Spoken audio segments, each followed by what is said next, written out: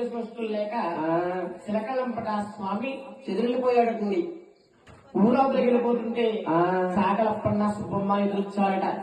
ఏమరా అప్పన్న సుబ్బమ్మ, అయ్యా మీరు ఎందాక వెళుతున్నారు? ఏం మీ కళ్యాణానికి వెళ్ళొచ్చాం బావయ్య. నాకు ఈ పెళ్లి చేసుకోవడం ఇష్టం లేదు, తెలిసిపోయి ఉపాయం చెప్తారయ్యా. అయ్యో వెంకన్న బాబు గారు, మేము 100 గుమ్మాలు ఎక్కుతాం, 100 గుమ్మాలు దిగుతాం. అవును, 1000 అబద్ధాలు ఆడు పెళ్లి చేయమన్నారు గాని సరే మీకని చెప్పామనుకోండి మాకు వచ్చి సాగర కృష్ణం రావయ్యా. అప్పన్న ఓయ్ సుబ్బమ్మ, ఓయ్. సుబ్బమ్మకి మా పెళ్లి అయితే మా అమ్మగారు నాన్నగారు పెళ్లి కట్టడానికి ఇస్తారన్నా. మాకు 5,000 ఇస్తా అన్నారండి. ఎదురెత్తి శివాలయంగా వెళ్ళిపోతుంది. మా నాన్నగారు